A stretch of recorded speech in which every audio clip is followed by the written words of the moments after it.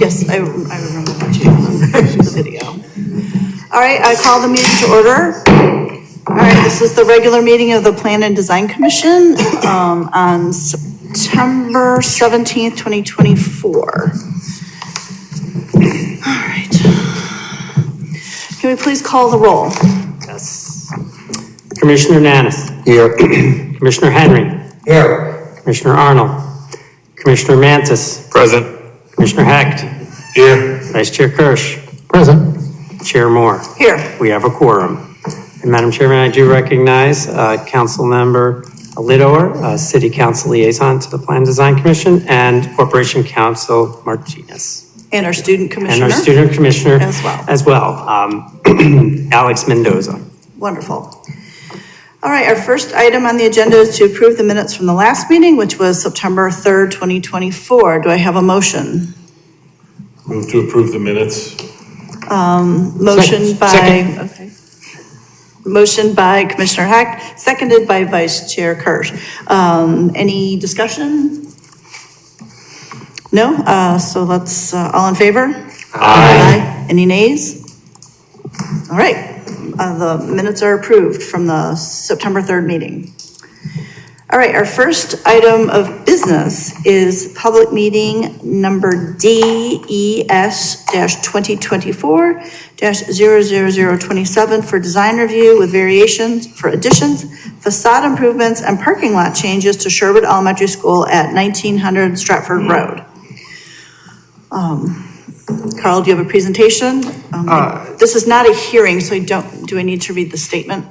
That's correct. This is a public meeting. It's design review authorized by Chapter 176. Okay.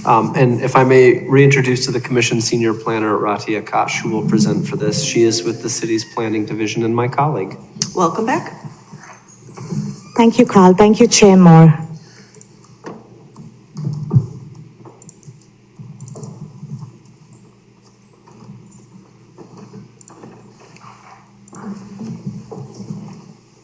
So we have today design review for Sherwood Elementary School, and this is at 1900 Stratford, off of Red Oak Lane. The zoning is an R4 single family district. This is only for design review with variations to the landscape code, and I'll get into it. It's a foundation landscape in front of the building, as well as for a signage that they've put up with the renovations. They have a wall signage going in. So just to give you all context about where this is and what's around, on the west is the Deerfield Homes. On the north, we have the R4 single family district on the north, which is the True North Educational Cooperative. On the south, again, we have the Red Oak Elementary School, and on east, we have the Park District, which I believe is the Westridge Center, as well as, there's a cul-de-sac with R4 single family homes. So right now, they're doing a lot of improvements, both to the site plan as well as the building facade. So just to sum up what's going on is, there's an addition happening on the north side as you enter from the Circle Drive. So it's going to be a one-story administrative office. And on the southwest corner, there's a gym that's going in there. And there's some amount of facade improvements happening in front, which is enhancing the place and just opening the space up. In addition, there are parking lot improvements. Now, the two parking lots are there. If you look, there's one on the east, there's one on the west. Now, nothing is changing to both those parking lots. They're just being repaved and restriped. But there is a new parking lot which is extending from the west that you can see going down, and they're adding additional parking spaces to that. And there's a fenced-in play area in the south of the building, as well as they're introducing benches. They are upgrading the dumpster enclosure, which is on the west portion of the site, but it's nicely screened by a thick vegetation, and of course, the signage, which is going in front of the building. So for zoning review, staff has looked at this. There's no variations, there's no relief sought for the setbacks, height, lot coverage FAR, including the parking. Right now, there are presently 73 spaces, including ADA spaces, and that's being increased to 78. And then discussing this with the applicant, just to let you know that the teachers, and Dr. Schrader's here, and she can comment on this after this, but the teachers, a number of teachers are going down from 68 to 49, and the students are going down, I believe, from 344 to 300. There's no relief needed for parking. And so let's go on to lighting. Lighting is a very important aspect. This is in the residential district. But just to keep in context, if you're looking at Sherwood Elementary, there's a huge setback on the east, on the west, which is heavily wooded. In addition to this, they have met all of the photometric requirements. There's 0 foot candles at the east and west lines, as well as the south property line. They meet the bug rating. The applicant has taken strides and provided the color temperature to be within that 3000 Kelvin. In addition, they're providing a time clock, motion sensor, and a photo cell, just to make sure this is dimmable. So that in addition to the setback. Coming to landscaping. So now there are 2 additions. There's one on the north and there's one on the southwest. The portion on the southwest where the addition is going, they are providing a 5-foot landscape strip. As per the code, you need to provide a 5-foot landscape strip and 1 planting in every 5 linear feet, and they've met that. So there's no code relief for this. But if you look at the front addition, and if you see the elevation, there's a huge overhanging eave. So maybe we can move to the next one. So if you look there, you can see a huge overhanging eave. Now that eave comes out in the center 12 feet, and it tapers on the side to approximately 8 feet. It's impossible. They did want to provide a landscaping, not at the entry doorway, but at the side of 5 foot. But that's not going to get sufficient sunlight. So what they're planning to do, and this is, they're envisioning how this would look. The code requires you to provide a landscape strip at 5 foot from that eave. So they are providing benches and landscaping possibly, which I think looks great. And they've provided a rendering. I'm not exactly sure it's going to look the same, but it's going to look somewhat like what they've depicted in the rendering. And then coming on to signage. So right now, presently, there's a ground sign existing on the site. So what they're proposing now, as they're enhancing the facade, they're proposing a wall sign to go up. Now, the wall sign meets the size requirement for schools in the R4 residential district. So it's within that 25 square feet. It's 23 square feet. However, the code also states for a residential district, you have a ground sign or you have a wall sign. So they are proposing to have both, and they need relief for that wall sign. And now coming to design review. And just going back to the plan and then looking at the elevations that you all have seen, staff has gone through each of these code section for design review. And I want to tell you that staff feels this is a thoughtful design and, harmonious to the entire building with those 2 additions coming in. It's really going to open up the entryway and enhance that curb appeal. So right now, it's a staff comments, and the finding is it's a desirable transition from the streetscape. The buildings are oriented in a way that the entrance is visible. And then they are wearing heights, so there is some interest there. We have an entryway. The gym building is relatively taller, but it's tucked away behind, so it transitions well. And then if you see the elevations, if you look into the materials that are used presently, we have an existing brick building. So what they are proposing is a fiber reinforced hybrid cladding, which is the same color, similar color, not the same color, similar color to the brick building. And so it complements the existing materials. The dumpster enclosure is being upgraded, so we're gonna have new fencing and materials go up, again, to complement the building. And then I do want to point out, there are new mechanical units going up on the building. The new proposed mechanical units are being screened. However, there is one existing mechanical unit, which is in front, which can, and again, if you, it's street views that you look at, you have to really come right in front. But if you're looking at Red Oak Lane or you're coming in and turning in, you do not see that mechanical unit. It's with an angle because you have a sloping roof. So it's visible from one view as you're coming in. So that particular mechanical unit is not screened, but the others are effectively screened. And lighting, and we've gone through this.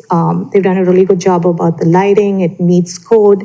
And also for the signage, I want to mention that this is going to be externally lit, and this is going to face downwards and shielded.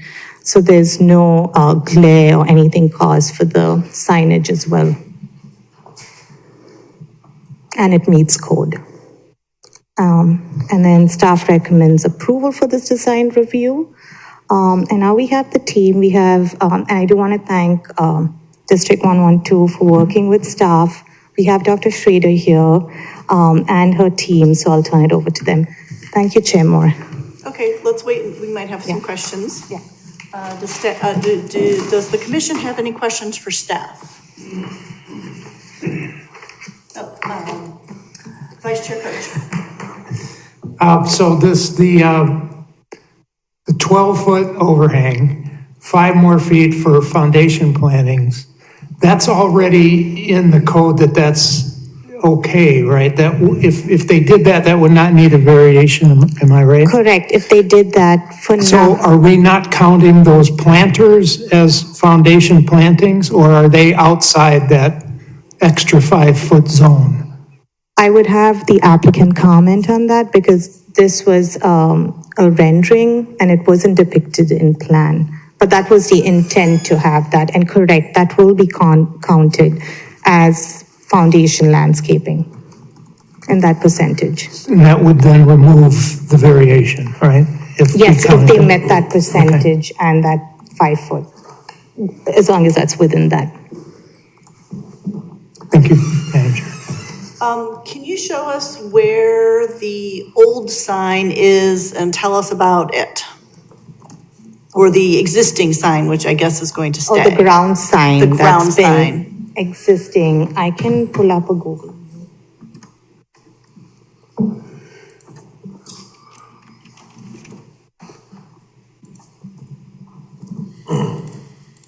You want me to do it? Oh, you got it, you got it.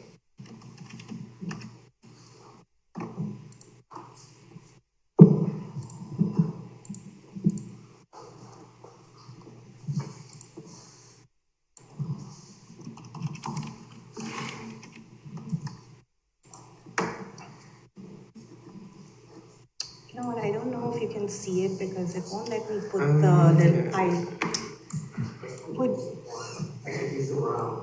You'll see.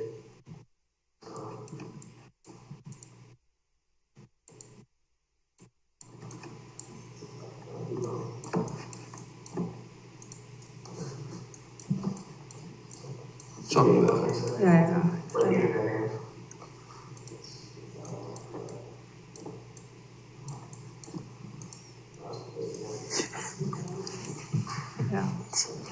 Not highly visible. Amazing what they can do.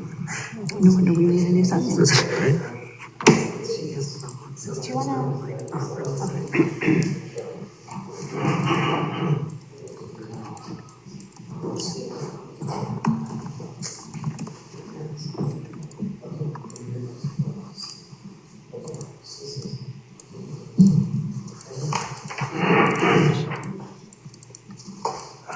Oh, there it I see is. It's right there.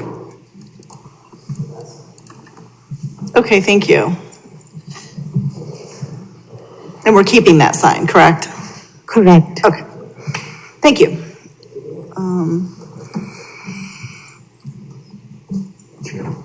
Yes, Question. yes, please. I noted in the presentation that parking lot is within their right, but they are increasing the impervious area of this property by 23,000 square feet. And I noted that in the commentary, it says stormwater is being managed with underground storage improvements, but I don't see any detail on that. I don't know if flooding is an issue in that area. Could you address that a little bit? I can tell you that the plans were sent to the engineering team and they had no comments, but this will go, when it goes through permitting, this will go through further review, but I believe we have the civil engineer here and I would have Yeah, him we'll call comment. the Yeah. petitioner up in a moment to ask questions. May I make a comment on that Yes. too, please, Chair? So the commission, of course, can ask those questions. This is design review, and so the code does not require those types of plans to be submitted for design review. So I just want to make that clear. Having said that, of course, the commission can ask those questions and the applicant can respond. Absolutely. Thank you.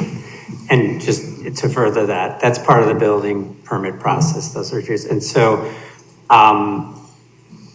those sometimes are before us when you have a planned unit development consideration with design review. In this case, this is just design review. So that's why it's not. So I just wanted to explain that for the new members of the commission. Okay, thank you. Do we have any more comments from the commission for the staff? All righty, if the petitioner would like to come up and tell us about their project.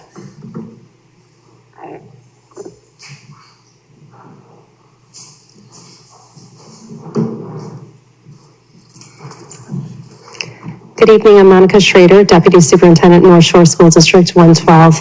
Thank you, Chair Moore and Commissioners. Very excited to be introducing the fifth project for North Shore School District in the last couple of years. I have with me a team that I'd like to just introduce. We have Vince Procaccio and Stuart Brodsky from White & Company, our architects.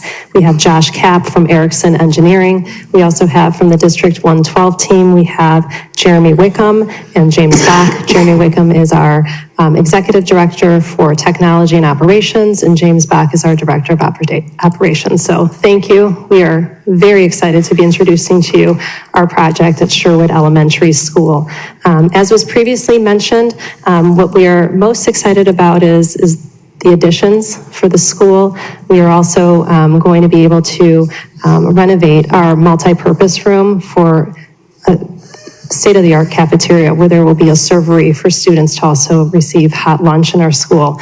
As you can see, we've mentioned that there's going to be a reduction of staff and students. They will be, our special education self-contained programming is going to be relocating to another building, so the density will decrease in the site. But what we're most excited about is the interior of the school, where there will be a library, which will be the center of the school with flexible seating and more of like living room spaces, so students and staff can walk in and out of the library and really see the literature that they're going to be immersed in.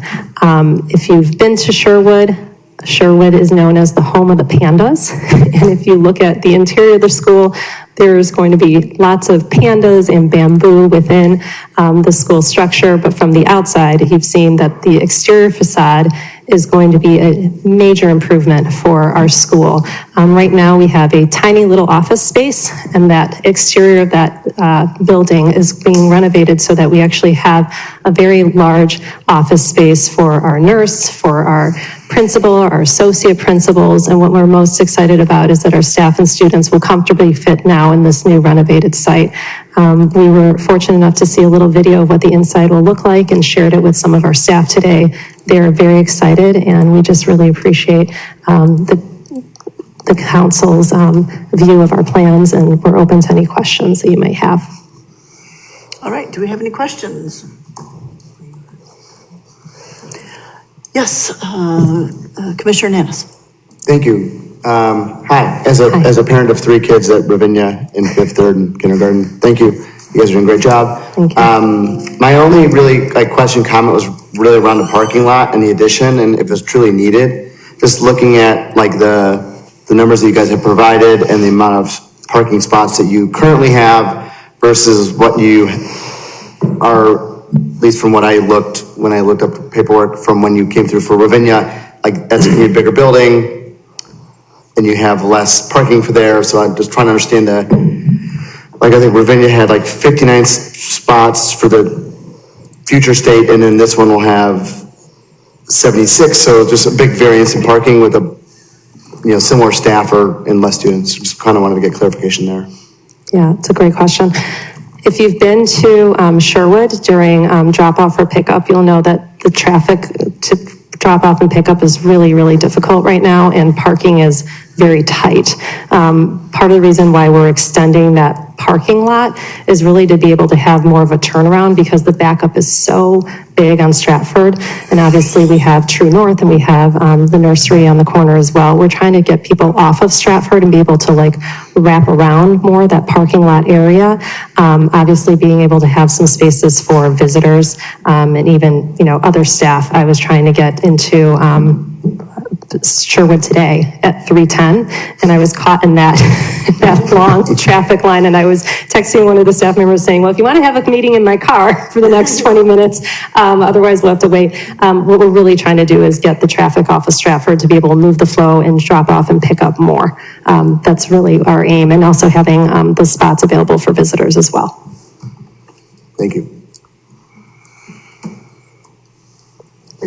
Any more questions? Okay, so could you talk a little bit more about the landscaping plan for the front of the school? So I think you said that maybe a couple big planters and benches? Yeah, so the big planters are twofold. They're not just for obviously plants, but if you look at that exterior, it also helps with security. Especially where they're located. And so that was also a recommendation that our safety and security people looked at, and they were able to say, like, this is a perfect place to put that. The benches, obviously, is just a nice place for teachers and students to be able to utilize that outside space. Right now, if you were to see students and teachers use that all the time, especially in the morning, at drop-off and pickup, and even sometimes on a warm day like today, it's just a nice place to get some cool air. But really, those planters are twofold. It's not just for, obviously, like that green space, it's also for safety and security. Wonderful, thank you so much. Thank you. Last call for questions from the petitioner. All righty, you may be seated. Thank you. So we are looking, okay. You didn't happen to bring any samples with you of the exterior?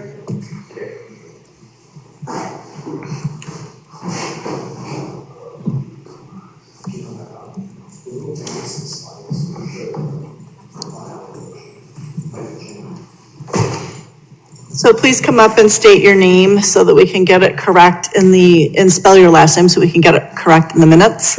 Vince Procaccio, Architect White & Company, Procaccio. Thank you. So the front of the building is this product. It's called Resista. It's a hybrid composite product. Looks like wood. So we got one for the wall panels and one for the soffit panels. Do we need that passed around? The brick is going to match existing. We don't have that sample selected yet, but we're looking for a match. The gym is going to be precast concrete with brick inlaid for most of it, but the accent panels are going to be colored precast concrete. Okay.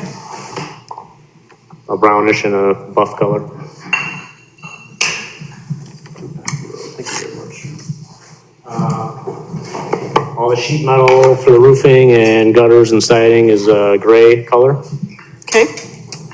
And the windows will be a dark bronze to match the existing. Wonderful, thank you. This is for the gym, then? That is for the main entrance mostly, yep. Oh, I'm sorry. The precast is for the gym, yes. Okay. That's for the main entrance. Yeah, the main entrance was the first ones. They just went through.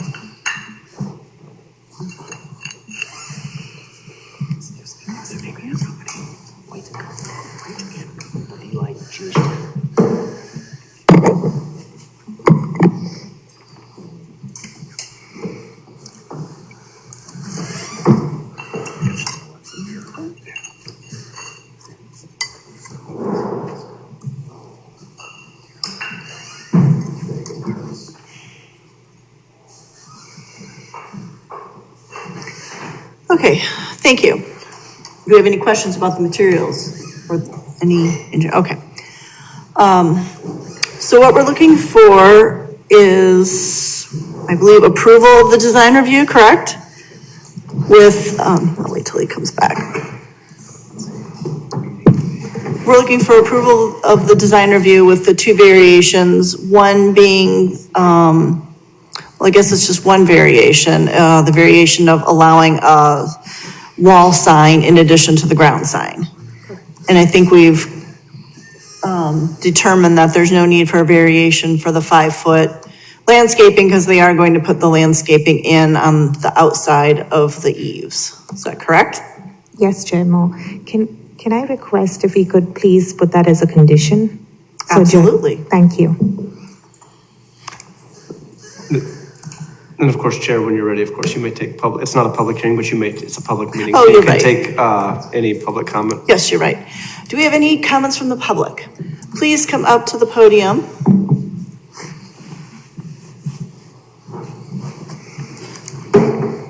Okay, please state your name and spell your last name. Yes, Joy Shulruff. Okay, and you'll have 3 minutes. Yes, Shulruff. I reside in Kings Cove, just next to the Sherwood property. I have a question and then I have some comments. My question is, So you want to ask me the question, and then if we can't answer it, then we'll ask. my question is, did I hear correctly that student enrollment at Sherwood is decreasing? I believe so. Is that true? Yes. I think they're moving some students elsewhere. Okay, and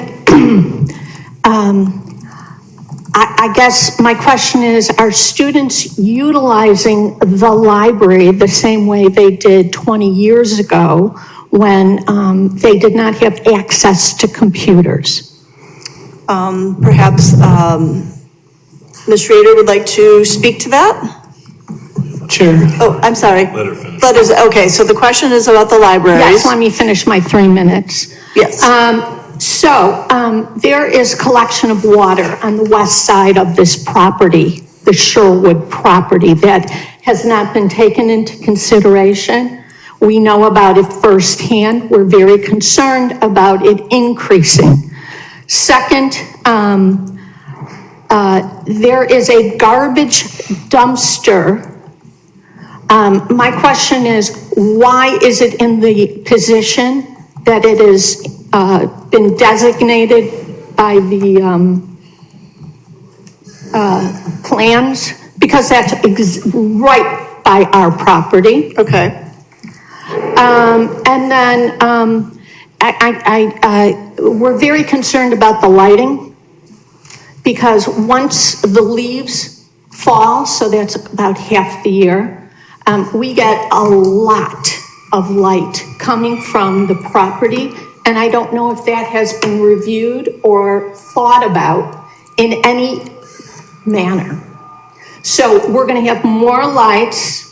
We're going to have, they're expanding this, so we're going to have more, motorcycles coming and doing wheelies, just so you know that this goes on this property at night.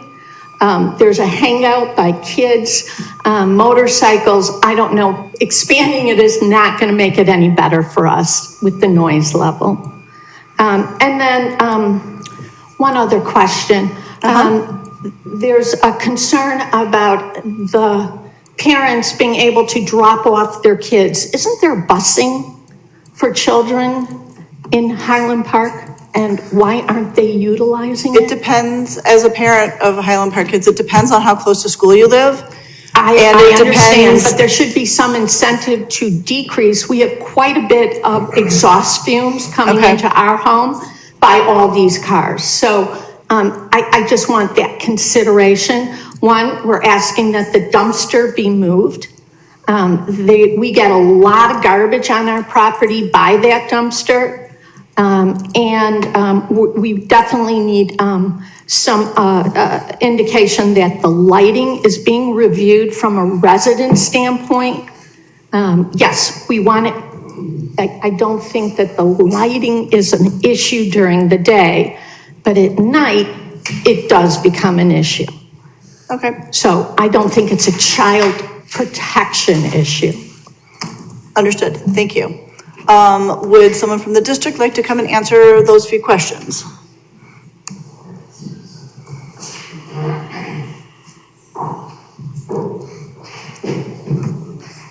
No, but the property backs up to. My name is Josh Kapp, Erickson Engineering, project manager, last name CAP. So I will speak to the collection of water that was noted on the west side of the property. Thank you. We are aware of that area. That is a low-lying area that has existed since probably the school was originally built. Per Lake County mapping, it is a wetland. It is a wetland of Lake County. So with that, from a design perspective, we have to maintain that area as a wetland rather than try to wipe it out and regrade it. As far as making the drainage worse, there was a question earlier about stormwater management. Yes, there is an underground system being proposed that is in compliance with both the City of Highland Park and Lake County's requirements. With that, it provides a detention and a retention aspect. And kind of with the expansion of the parking lot in the existing condition, there is no collectors that's intercepting any of the water that's coming off the existing playground or any of the water that's coming from the south property line to the west. Everything wants to flow to that low-lying area. We see this project as being a benefit because with the new parking lot that's going in, we're actually intercepting that, routing it to the new system, keeping as much as we can underground and trying to alleviate some of that standing water issue that exists today. Okay, let's see. And can you speak at all to the dumpster location? The dumpster location per the proposed plan is in the the same area as the existing dumpster is. Currently, we are just matching existing conditions, as well as trying to improve it with a new enclosure, new pavement, trying to improve the aesthetic. Okay, thank you. And what can you tell us about the lighting? Or do you need to pass that to somebody else? I would have to pass that. Okay. Okay, thank you. For the lighting, all the fixtures are new, and they'll all be dimmable and on a photo cell and on a timer. So they can be controlled in multiple ways to make sure that there's no spillage. And actually the photometrics show that there's no trespass over the property line. So all the light is on site, but they all have dimmers on them so they can dim as well. Right, and well, we understand that the light isn't spilling over into the surrounding properties. It is something that's visible from a distance. Are you telling us that the current lights are not dimmable right now? Is that true? I'm not aware of how the existing lights, the old fixtures, they're not, I don't think they're dimmable. They're just on a time clock right now. Okay. Let's see.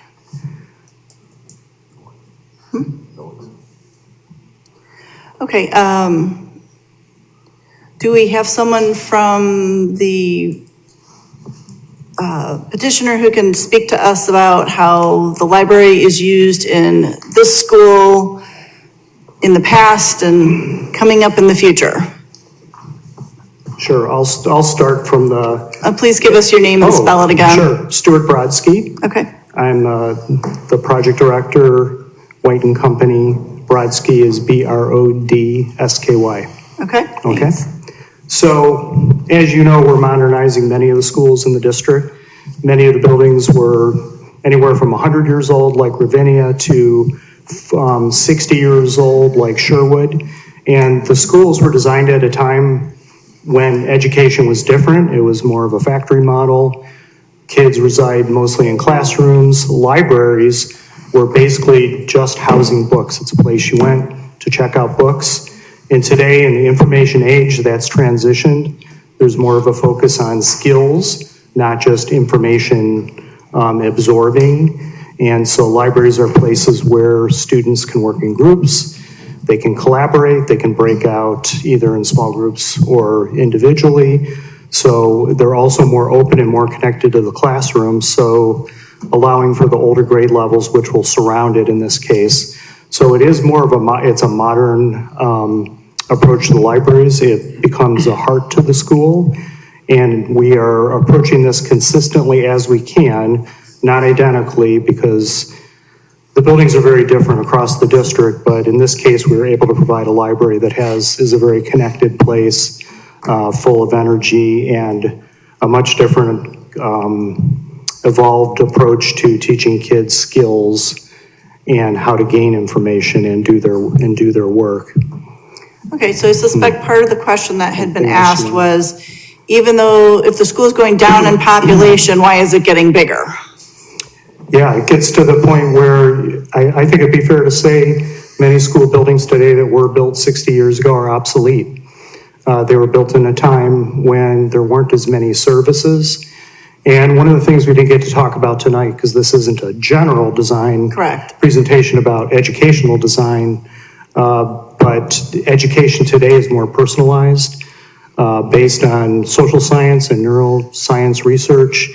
Individualized learning is really critical for all students to succeed.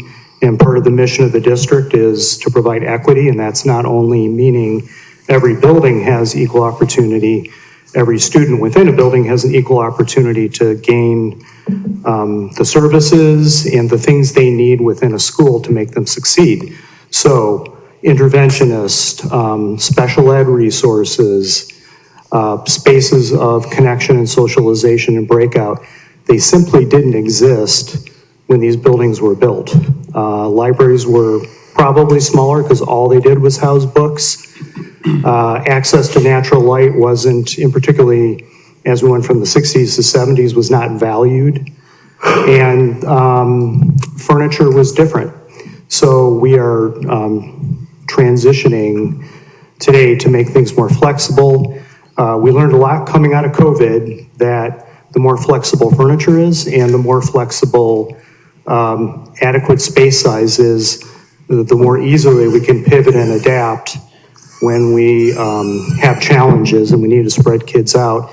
And you might have remembered during COVID, you'd see a lot of shipping containers outside schools, is because they simply were designed really skin tight, without flexibility and without the ability to ebb and flow. And so we're putting together a school that's going to last for the next 50 to 100 years as education continues to evolve and will change again. But this time the building will be capable of doing that and more student-centrically focused. Thank you. Does that answer what you're looking for? Yeah, I think so, yes. Thank you. So, and then the only other comment was managing, you know, I don't know how better to manage the traffic. It's all, traffic around schools is terrible. My own experience is that people don't rely on the buses because they often pick up their child after school to take them to an activity, and they cannot wait for the bus to do that. So that's just the way it is in our community. You know, maybe signs get put up that say, please turn off your car, don't idle. I mean, they do that at some of the other schools. So something to keep in mind and think about for the future. All right, any more questions from the public? All right, thank you. So Thank you. Thank you. Does the commission have anything they wish to discuss? We should also note that even though the school's getting bigger, they're getting rid of, 2 or 3 mobile units that are on site. So the actual capacity is probably not changing significantly because those mobile units are going. Right, and with fewer students, there should be fewer cars. Yeah, if I might add, the school is crowded right now, frankly. And so even though there are mobiles outside, that's part of the reason. But it's even to provide the kinds of amenities that we talked about that are necessary for students. Many of them aren't there. Things are happening in closet, small scale spaces that weren't designed for their purpose. So the building could be bigger with its student population now. So if we reduce the student population and we get rid of the mobiles, we're just balancing out and we don't have those amenities. So that's why it needs to get bigger. Thank you. All right, so our job on the Plan and Design Commission is to discuss the design review with the one variation for the additional sign on the school. Any more comments? Do we want to make a motion? Do we have questions that are unanswered? When you say variation, it's a variation from design review, or is that, I'm not sure I understood what the variation. Design variation. It's a design variation. Right, it's a design variation. They get one sign, but they want two. It's a sign Isn't that a variation. zoning It's It's a zoning. It's a variation authorized by the, by Article 20 of the zoning code for the Plan and okay. Design Commission to consider. Okay. Yeah, and the section is right there. So it would be, okay, Go ahead, Madam so Chair. it would be a motion to approve the design review with the variation to allow the wall sign, and we would condition it on there being the planters at the front of the building, since Yes, they cannot be underneath. That would be per code, yeah. Yes, So moved. I'll second. so we've got, a motion by Vice Chair Kurtz, a second by Commissioner Henry and Commissioner Hecht. Can we take the roll, please? I'll see in my second. Get a second and a third. Commissioner Nanis, Aye. Commissioner Henry, Aye. Commissioner Mantis, Aye. Commissioner Hecht, Aye. Vice Chair Kirsch, Aye. Chair Moore. Aye. The ayes have it. Vote is 6-0. Motion carries. These items have been approved, both the design review as well as the variation. Thank you, Madam Chair. Okay. Moving on to the next item. And I want to verify that so the next two items, the first one is public hearing, 2024 ZTA 005 for the zoning text amendment to modify, strike, or create definitions, land use permissions, thank you.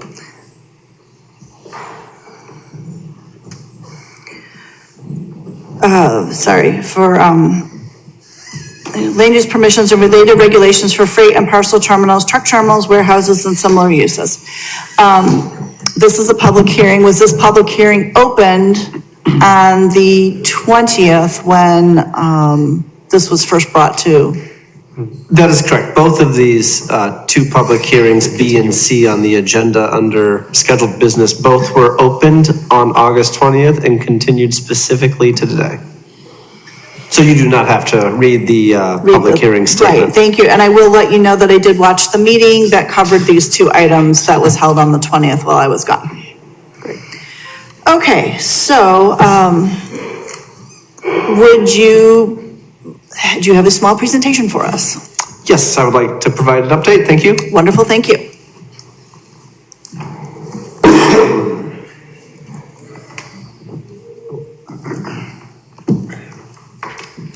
Good evening. I am Carl Burhop. I am a senior planner with the City of Highland Park for the Community Development Department in the Planning Division. And so this is just an update on the zoning text amendment for truck terminals, freight and parcel terminals, warehouses, and similar uses. Staff recommend the following amendments to the zoning code to make truck terminals, freight and parcel terminals, and retail fulfillment centers not allowed. Furthermore, to revise the definition for general warehouses and storage facilities to ensure that that cannot be used for those that are not being allowed. The commission may adopt the findings of fact recommending approval if appropriate. There were findings of fact included in the packet as well as a draft ordinance, though I do have some comments quickly on that. So Proposed changes, what are the proposed changes? So section 150.490 of the zoning code, those are the land use tables.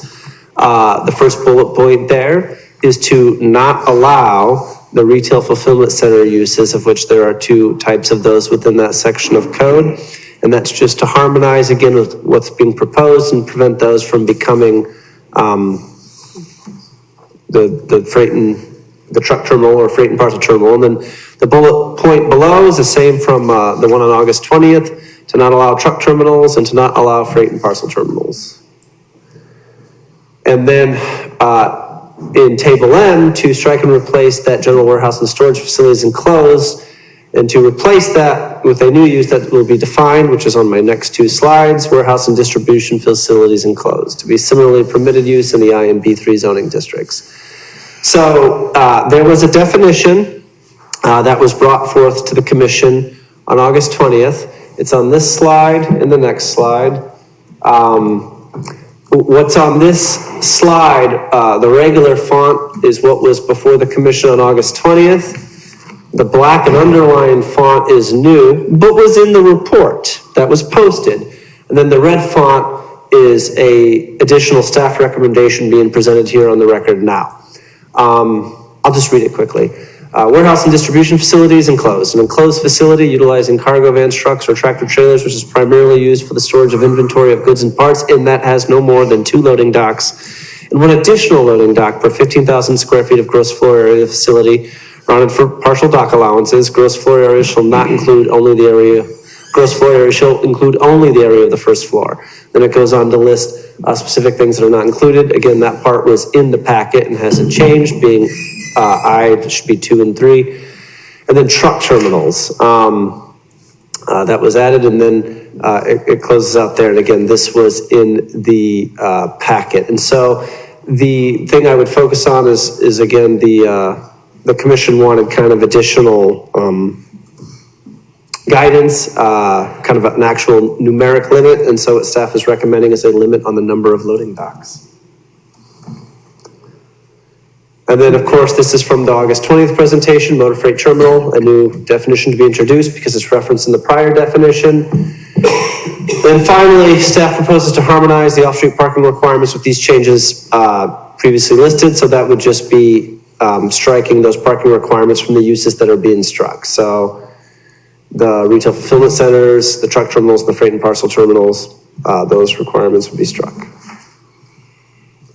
All right, thank you. And then I just want to bring it to the commission's and the public's attention that the staff did receive comments late today that I distributed, and they will be in the next public packet. They were in support of the amendment, and those will be included. They came in late, that's why they were not in the packet, but they will be included in the next packet for this, whether it's a commission or a council packet. I can take questions if any. Thank you. Do we have any questions from the commission? Yes, Vice Chair Kirch. What's the rationale behind no more than 2 loading docks and 1 additional dock? Couldn't it just be no more than 3 loading docks? The additional is per unit area. That's why. So it's a Well, it doesn't base say that. per It unit. says per 15,000 square foot. That's per unit area. Right. 1 So you get- loading dock per unit area. What's a unit area? 15,000? The area of the building. But it says loading dock per 15,000 square feet of gross floor area. So you get 2, and then in addition, 1 per 15,000 square feet of gross floor area of the building. So I think we'll do the first 2. Small, because there are such things as warehouses below 15,000 square feet. So it's a minimum. There's 2, and then it's based on the area thereafter. So any warehouse could have 2. Right, so any warehouse could have 2. Many are below 15,000 square feet, so. Okay, So so to get where to- does the line, where do we cross the line into the additional 15,000 square feet? It's per 15,000 square feet. So depending on how big your building is, you do the math. And so whatever partial or whole unit or whole and partial, that would be added to the number that you'd be able to do. So if you had a 15,000 square foot building, you'd have 3. You could have 3, okay. If you had a 20,000 square foot building, you'd have to round down, rounding, just normal rounding up and down, 0.5 above and, below. If you have less than 15,000 feet, you just have 2. Less than 15,000, it would depend on how it's rounded, right? So actually less than 7,500 square feet. Okay, so you round, okay. It's So just it's rounded. not Yep. it's always rounded. Correct, up or down. Okay. Yep. Did that answer your question? I think I understand now. Any more questions from the commission? Okay, do we have any members of the public who would like to speak on this? Please come up to the podium.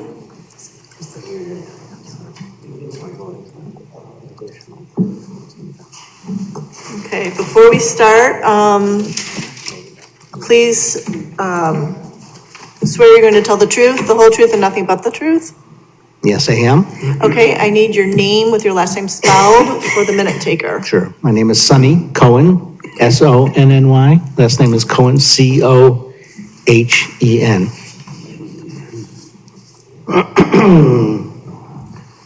You have 3 minutes. Thank you. Commissioner Moore, members of the commission. I'm here to address the zoning text amendment related to truck terminals and related uses. I've read and reviewed the staff memo, all attachments and other public comments. Let me lead by saying I'm pleased. It's a good way to start. I'm pleased this matter is before the commission, and I believe Carl and our planning team has given the matter ample consideration. And I believe that you have a pretty good product before you to review. I know this text amendment is for the prudent development of any relevant property in Highland Park. I also know that the former Solo Cup property is one of the properties that could be impacted by this. There are many eyes of the community on that prospective development. There are far fewer eyes on the technical details that this commission is reviewing tonight because the public just doesn't get into the geeky details of zoning text. I'm not here to take pot shots at any of these technical details. In fact, some of the questions that were just discussed before I spoke are some of those technical details, and I think there may be some questions still among you. So I'll continue with this. I'm asking that the commission to carefully evaluate the zoning text and question whether it has or can take further steps to ensure that the recommended amendments, while respecting property developer rights, are truly sufficient to achieve the objectives of preserving the quality and property values of our neighborhood communities. I only ask that you act to protect our communities. Thanks very much for your consideration of this and for some of the technical details to make sure that this doesn't blow up on us when we actually have real development proposals before us and only have this blunt tool of our zoning to control it. Thank you very much. Thank you. Anybody else? Please come up to the stand.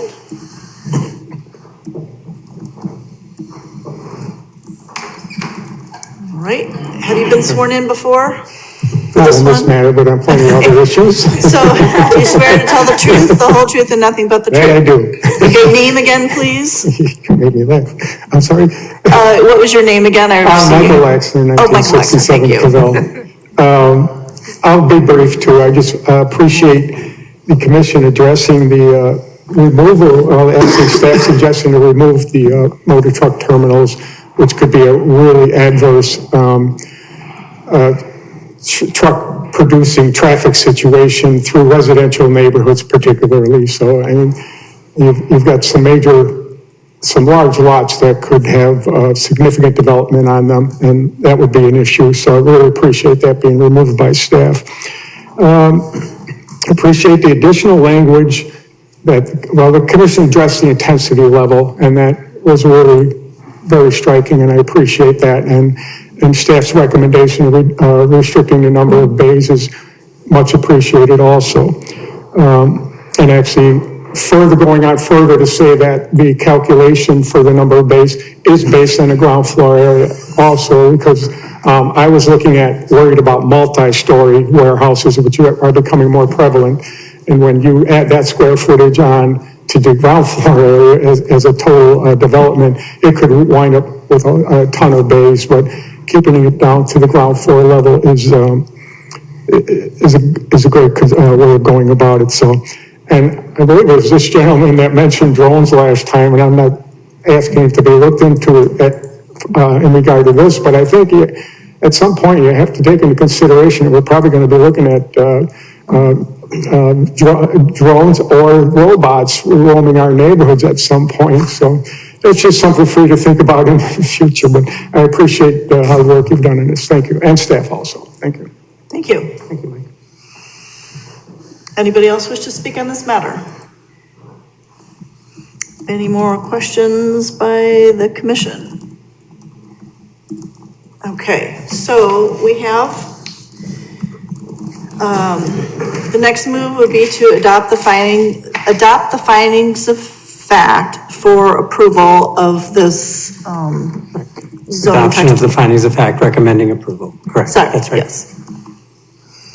So can I get a motion? I would move that we approve the findings of fact recommending adoption of the zoning text amendment to modify, strike, or create definitions, land uses, land use permissions, and related regulations for freight and parcel terminals, truck terminals, warehouses, and similar issues.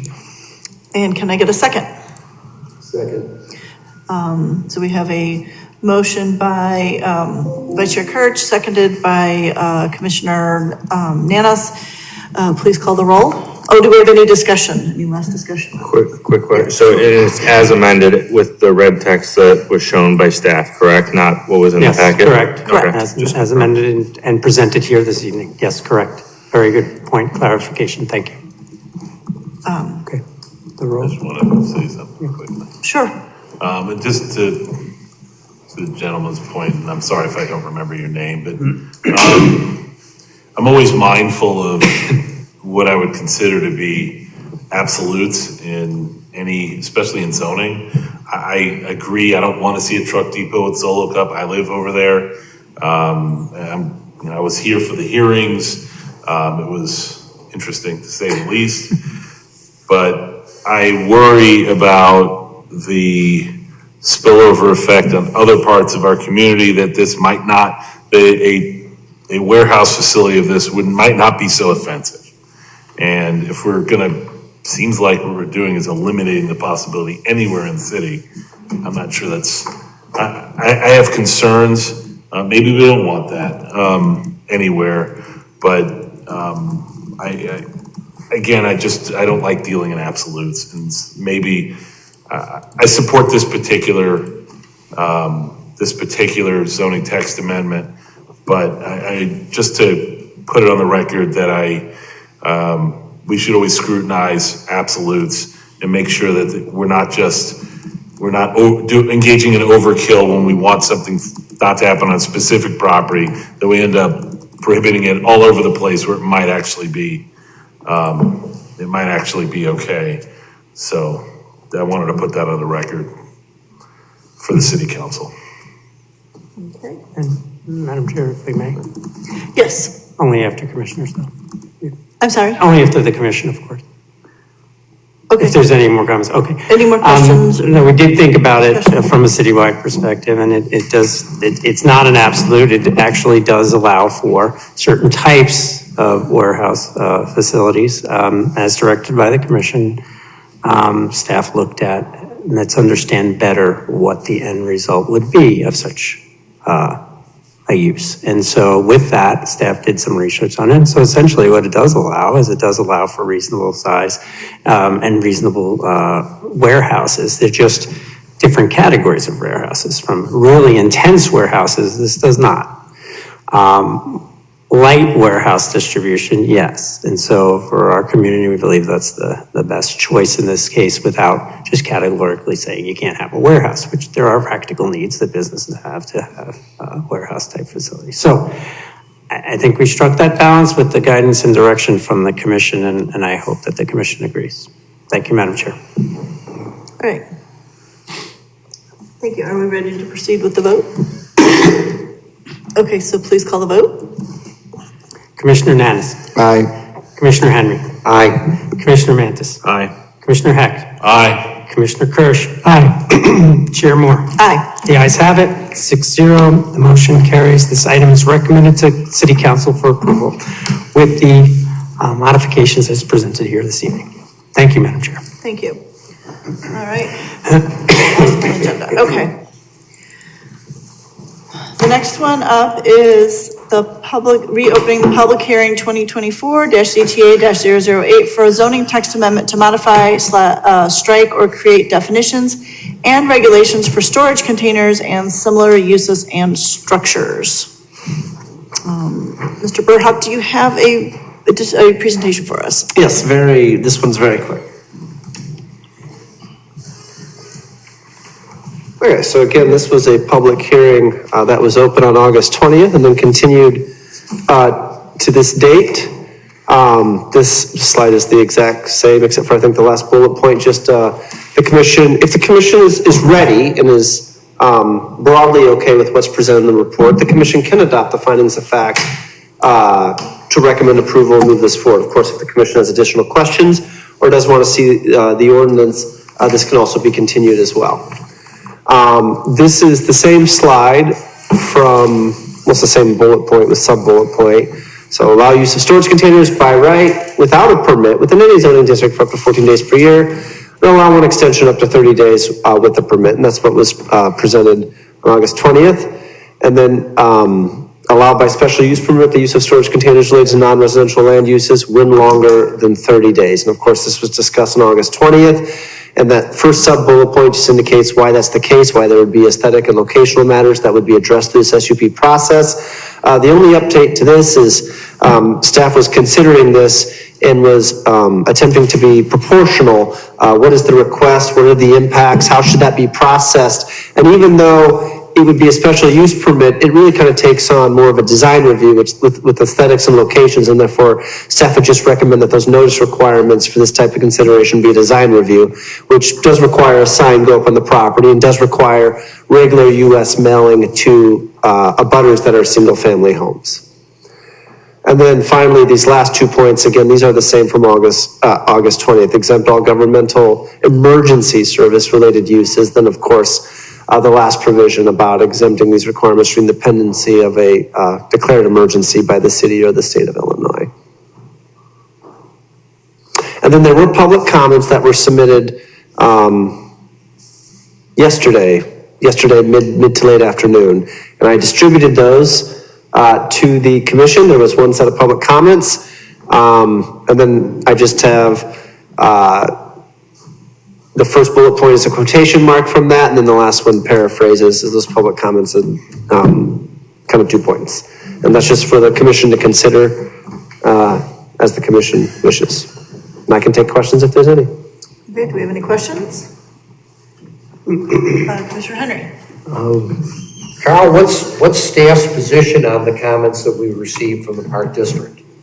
Do you want me to go?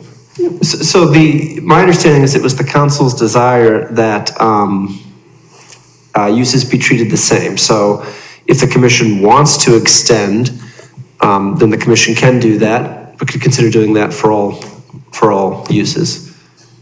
Yeah, I mean, the direction of council was that they wanted to regulate commercial uses the same as governmental and vice versa, right? So should the commission recommend the 45 days, let's say, well, that would pertain to all the uses as well. Right, and as I understand it. Not just the particular. No, understood.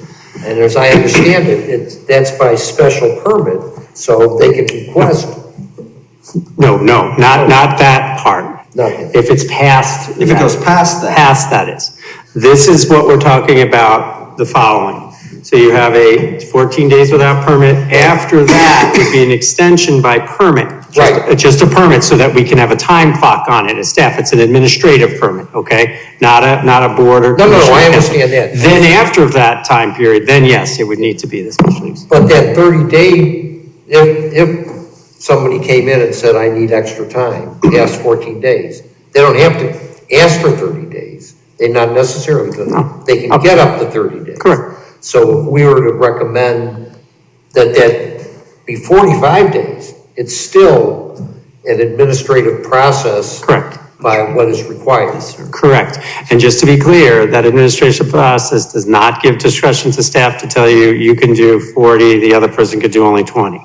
It's up to, so what do you want to request? That's what it would be. So it would be the property owner's discretion as to how much of an extension they are seeking. But it couldn't go past the 45 without a special use permit. And only on certain districts. Remember, the residential districts we're not looking to have, okay. Yeah. My second question is, what about this exemption that the Park District is requesting? I mean, how would they propose we deal with that? They get a special use permit. That's the construct of the law we've created. They would need to do that and make a case for that. And okay. Yeah, you asked what staff's comment was. I did comment on the first bullet point. I don't have a comment on the second. That's just what that was in the Park District's comments. Yeah. And you know. So I want to ask the question then. So we're saying you're allowed the 14 days without a permit. If you need more than 14 days, you get 30 days. Is that You could get up 30 to additional days, or is that another 16 more days? So you have a total of 30. days. 30 additional, That's okay. correct.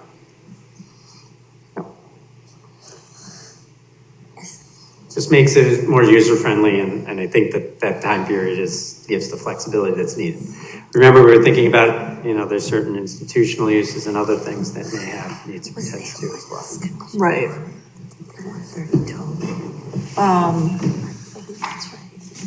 Yes, Commissioner Manton. So I guess I have a question as I'm thinking about the idea of a special use permit.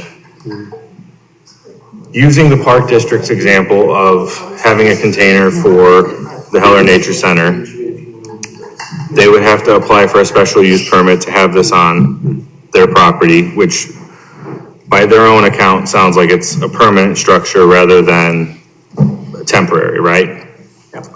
And I know that we were asked to be limited in our scope by the city council to not consider this as a building material. But if we're going to allow for special use permits for something that becomes permanent in nature, aren't we therefore making it a building material? But what I would say to that is, it's already a building material, it's not regulated. So it's allowed to be a building material already.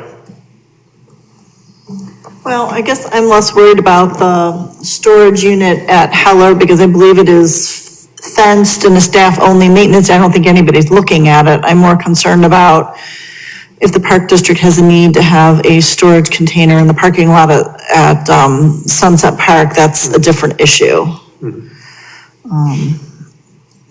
So if we let it be allowed the extension of up to 45 days with the permit, are we okay with, John Smith having his container in his driveway for 14 plus 45 days? So that would bring us to 59 days, basically, Yes, if my math is right. yes. Well, you're saying 14 plus 30 plus another 14? No, instead of being 30 days, you would turn that 30 days into 45 days. So you'd get the 14 days. If you need it for longer than 14 days, you could get a permit to get another 45 days. And then, okay, see, that's what the Park District is asking for any potential storage they may need at a campsite.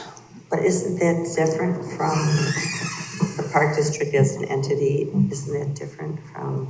Well, apparently we've said in the past that we wanted to consider the Park District, commercial and residential all the same. Governmental, non-governmental, and Yes. governmental uses shall be treated the same. So if the park district had mentioned, hey, if you did 45 and 14, we'd be all good with everything that we're doing, except for that one permanent one that we Right. talked about.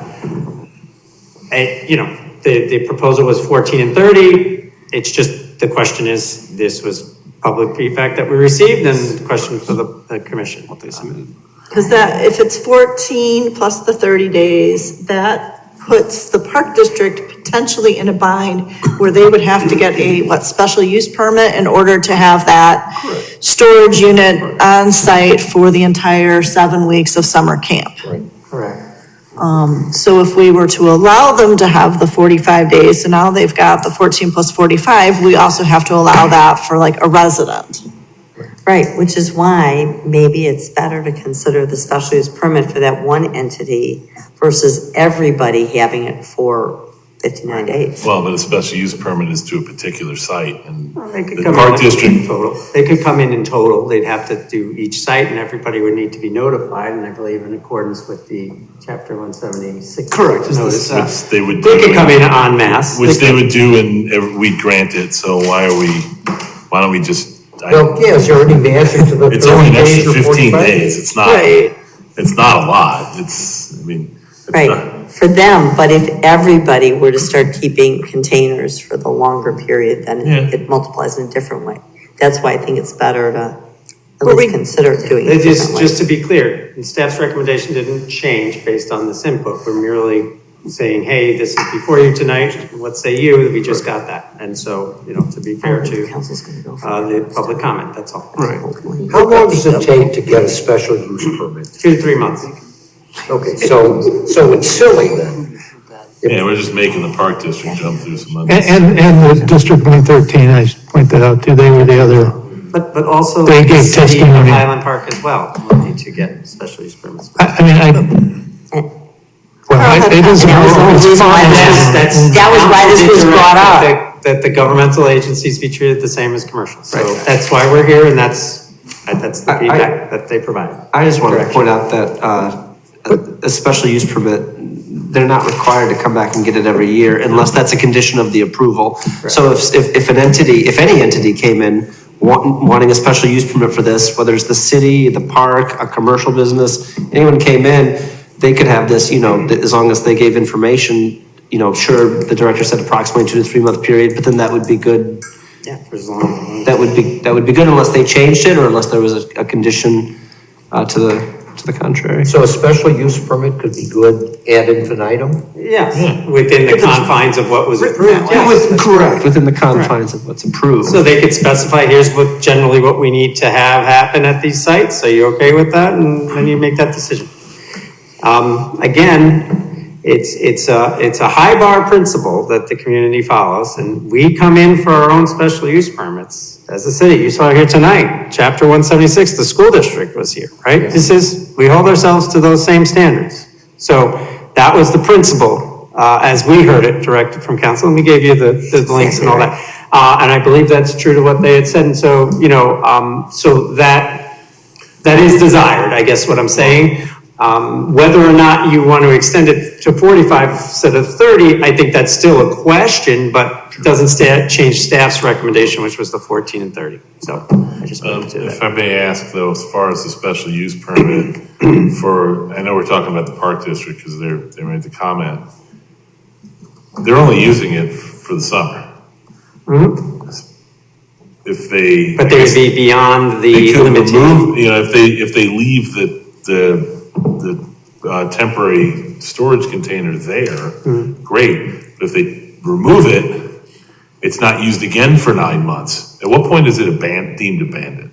That would not. Or would an SUP say that? You would specify, yep, that's correct, Commissioner. Okay, because that's Exactly. where, Yeah. to me, it's like, we're starting to make people jump through hoops that. No, the intent of something like that would not be to do a yearly kind of re-up. No, I know that. I just don't want don't. to run into problems We'd work with later court on. counsel on that. We say, gee, we should have just taken care of this up front. Well, I think that brings up another comment, because we were talking about, we're using similar language for the tents. So I thought we had a rule for the tents. I mean, what precludes somebody from putting out a storage container, for the 14 days plus maybe the 30 days, taking it away for a week and then putting it back for another 14 days, permitting for 30, are we limiting? Do we need to limit this to like twice a year or something like that?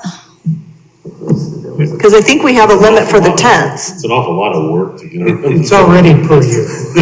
It's an Oh, I'm sorry. It's right. Okay. I thought that this was per year. I didn't know if that was per Okay, calendar year or per read it wrong then. 365 days. Yeah. Okay. I didn't see an ordinance. It's per calendar year, right, Carl? That's each one to specify. Oh, yeah, there it is. So Okay. It's a unit of time like that. Yeah. Okay, thank you. So that Oh, makes yeah, sense. after 14 days. So you're not gonna be able to get the serial kind of 14 days on and then 2 days off, then come back out. No. Oh, right.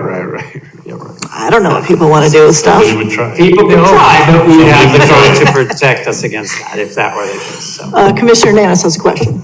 Out of curiosity, what is there, this is from my understanding, if the park district had like a container on a truck, but not on the truck, but it's like on the trailer and like parked it in the parking lot, and left it there, would that be okay, or would that? That comes down to interpretation. No, I mean, it's clearly trying to just bypass the code. No. I just didn't know if it was on a trailer, it's looked at separately as a vehicle versus just a container unattached. And you get into the parking of vehicles long-term and things like that, right? So then there's a whole different set of codes on that. I mean, Okay, so. I don't think that we'd interpret that as being okay. That's what I would say. If I could Oh, weigh in yes, on that, please. from an enforcement standard, if someone were to put a shipping container or storage container with wheels but not attached to a truck, but use it as a storage container, I can see, you couldn't get around that. You couldn't get around the enforcement arm by saying, no, look, it's on wheels. It's still located upon the property. It's still, the use would, in my mind, weigh in favor of this is a storage container located upon property being used for property. I think that would be a violation of this ordinance. Okay, thank you. Thank you. Okay, so, commission, we need to decide if we're good with 14 days plus an additional 30 with a permit, or if we want to make that 45 days with the permit. I think 45 personally. Okay, we have a vote for 45. Yeah, I'm not in favor of the special use permits at all in this case, but so any extension would make me happier. Okay, anybody else? Just trying to get an idea before we put it to a I vote. think 45 days makes sense. Okay, Total or? okay. No, in the extension. Exemption. I think I prefer the 30 days, but. Okay, we got one for the 30. So, I think then, can we change that now, or do we need to send you back to make the change and come back to us? We don't need to, respectfully, that's up to the commission, but I don't think there's a need for that. When you direct us to do something Okay. with the recommendation that you're making, it will be done. So then, we would need a suggestion to adopt the findings of fact for recommendation of approval for the CTA 008 with the change that it's not, that the extension is 45 days, not 30 days. Oh, sorry. Just one more thing. Yes, just to point please. out. Okay, so how staff handles that, so yes, you can count on staff to faithfully communicate what you're saying and any of your motions and all of your motions. Staff will still maintain its own recommendation, but in the memo that goes to council, they'll have the recommendation from the commission, and Okay. they'll have staff's recommendation. The And they reason can why decide. we do it in that way is because this is staff's own petition under the city manager's petitioning Okay. authority. So we do have an independent position on it potentially, That's fine. depending on how the vote goes. And so that's how that's communicated. So in case commissioners were thinking, well, how does staff deal with that? I thought they recommend this, now they're saying this. We're not, we would still have both. Right, so when you go to city council, you're This saying, is what we said. think 30, the This is- commission said that's 45, correct. and they decide. And it'll be City's clear the who says applicant. what. Yeah, this is because it is our own petition, yes. Okay. So I just didn't want anyone surprised. No, thank you, That's I all. appreciate the clarification on that. So, I'm sorry, did we? I just had a question for you. Wasn't this before at a committee on the whole? Yes, it was. And we discussed it Yep, and and this is asked you the- to bring it to PDC. That's correct. Based on that, and weren't there certain parameters that we had suggested at the council already? Yes, So we'll fall back on all that information. that's correct, and it'll be provided in your. That was my recollection. Yep. I mean, the main point was not to treat any of these entities differently. Right. And there was also a very strong feeling because of, I don't want to say a public outcry, but residents who did not want these things for extended periods of time, especially from the city. And that was the impetus for this whole thing. Okay. Okay, that's helpful. I just wanted to make sure I was No, thank remembering you. correctly. And so as you know, and we've shared this with you in the communications from staff on the staff report. So the committee of the whole did have a workshop kind of discussion, and we've shared that with you. And now, they essentially refer this then to you, and we did petition. And so then you took testimony and you had feedback from folks that they're looking to hear back from, and then evaluate your recommendation whichever way that it is. Right, so it goes back to them and they can decide. That's correct. Okay, so we're still looking for the motion. I don't think we have a motion on the table, sorry?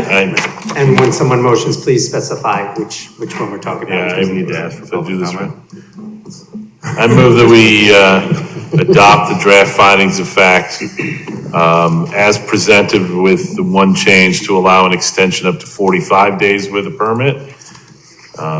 Recommend, and with that change, recommending approval of the zoning text amendment as modified. All right, so we have. I'll second. Right? Yes, so we have a motion made by Commissioner Hecht and a second by Commissioner Henry. Please call the roll. Commissioner Nanis. Aye. Commissioner Henry. Aye. Commissioner Mantis. Because I prefer the 30-day extension rather than the 45, I'm going to vote no. Commissioner Hecht. Aye. Vice Chair Kirsch. Aye. And Chair Moore. Aye. The ayes have it, 5 votes to 1. This motion carries with the modification to increase from 30 to 45 for the with permit extension. All right. This recommendation will be provided to City Council, and dissenting votes will be noted as well. Great, thank you for your patience. All right, do we have any administrative design review updates? There were, I believe, the only one I can think of right now was the one for the Park District, 1801 Sunset. For, I don't remember the specifics, but it was related to like playground related. Playground related and playing fields that they're installing with grant money. Okay, anything else? No, Right. sorry. Our next regular meeting is October 1st. Can you tell us what's on the agenda? What is on that agenda? The continued item for berms and buffers. Oh, right. That was continued from the September 3rd meeting. Yes. And then, I believe I'll have to have the, I'll aim to have the 2025 meeting schedule and the work plan if it's available on that agenda. Okay, anything else? I think that's gonna be all. Okay. Do we have a case briefing? Do not. Okay. And any business from the public?